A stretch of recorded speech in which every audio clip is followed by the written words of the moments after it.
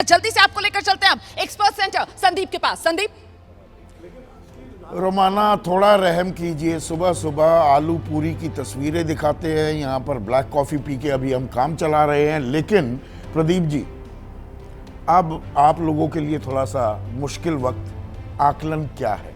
Exit poll आ गए, वो exact नहीं होते, वोटों की गिनती शुरू हो जाएगी 8 बजे, पहले पोस्टल बैलेट, लेकिन आपका आकलन? मेरा आकलन है कि तीसरी बार नरेंद्र मोदी की सरकार बन कंफर्टेबल मेजॉरिटी, बहुमत से ऊपर, कितना ऊपर? जो 2019 का रिजल्ट था उससे बेटर होगा। तो मतलब 352 से भी ऊपर जाएगा एनडीए, हाँ। 303 से ऊपर बीजेपी। विनोद, मेरा लगता है कि अभी इंतजार करना चाहिए हमको। बीजेपी एज पे है, इसमें किसी को एतराज नहीं है, लेकिन कितना जाएगी वो 2019 का आंकड़ा 272 पार करेगी?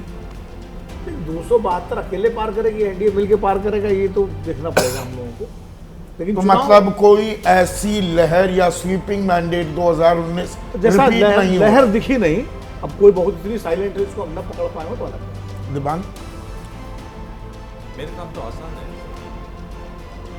नहीं है। मैं जान रहा हूँ कि आप कहते रहते हैं और जो लोग बड़े रहस्यमय तरीके से आप कहते हैं कि साहब राजनीति में, अब ऐसे का आप कह रहे थे उस दिन कि राजनीति में फिजिक्स ही नहीं होता, केमिस्ट्री भी होती है। मैं कह रहा हूँ आज मैथमेटिक्स है। और चूंकि मैं जुड़ा हुआ हूँ चैनल से, तो जो चैनल का आंकड़ा है जो यशवंत ने दिया है वही मेरा आंकड़ा है। सबसे कन्वीनियंट रास्ता। हाँ बिल्कुल, इसे मैंने कहा कि आप इस गली में आइए मत मेरे साथ। प्रोफेसर साहब, नहीं, मुझे तो लगता है इसमें कोई संदेह नहीं कि बीजेपी के पास एज है और बीजेपी की सरकार बनेगी।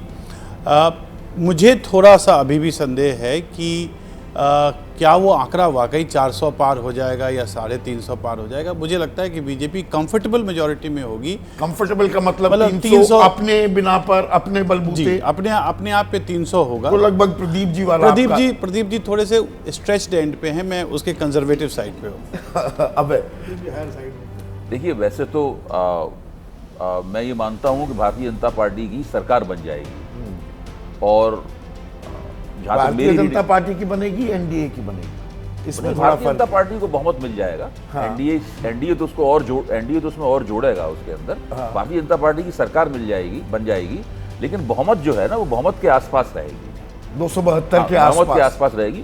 और जो चीज़ मैं देखना चाहूँगा इन नतीजों में, कि विपक्ष के लिए हमारी लोकतंत्र में स्पेस पहले से बढ़ता है या नहीं बढ़ता है। चेतन, 2-3 घंटे पहले तो प्रिडिक्ट करना एक खेल की तरह ही है अभी, हाँ। क्योंकि हम खेल ही रहे हैं। हाँ, 400 पार शायद ना हो, लेकिन 400 पास होगा, क्योंकि ये जो हमें साउथ के, मैं मतलब वैज्ञानिक तरीकों को मानता हूँ। आई थिंक कुछ हमारे जो एग्जिट पोल्स हैं, जो लोग उनकी काफ़ी बुराई करते रहते हैं, वो सेक्युलर ट्रेंड है, एक एग्जिट पोल को छोड़कर सब 350 पार बता रहे हैं। और मैं एटलीस्ट कुछ एग्जिट पोल वाले जो चलाते हैं, मैं उनको जानता हूँ। मैं जानता हूँ 4-4 लोग, लाखों लोगों का वो इंटरव्यू करते हैं।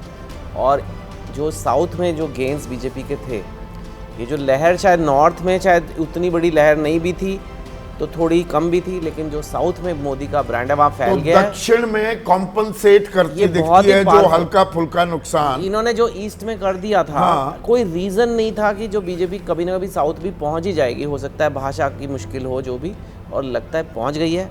ये लहर शायद यहाँ पे एक झाड़ की तरह है, वो झाड़ साउथ में उग गया। कांग्रेस 4-5 पत्तियां यहाँ पे काटता है, वहाँ पे एक झाड़ और उग गया। वहां पे एक और झाड़ उग गया है। तो यहाँ पर एक कंसेंसस, बीजेपी अपने दम पर बहुमत ले लेगी या उसके नजदीक पहुंचेगी। प्रदीप जी यहाँ पर कह रहे हैं 350 पार, यही बात प्रोफेसर चंद्रचूड़ कह रहे हैं। चेतन भगत का मानना है ये 400 तक भी आंकड़ा छू सकता है, बहुमत के आसपास ही सिमटेगी, या 300 का भी आंकड़ा छू सकती है, ये अभय दुबे का कहना है। अखिलेश, अब आपका क्या कहना है? देखिए, आप लोग बीजेपी को लेकर वहां चर्चा कर रहे थे। जाहिर तौर पर एग्जिट पोल का साफ तौर पर यह इशारा है कि बीजेपी की सरकार बन रही है। एग्जिट पोल बस आने ही वाला है, काउंटडाउन लगातार चल रहा है, 1 घंटे के आसपास का इंतजार और है, पहला रुझान हमें मिल जाएगा।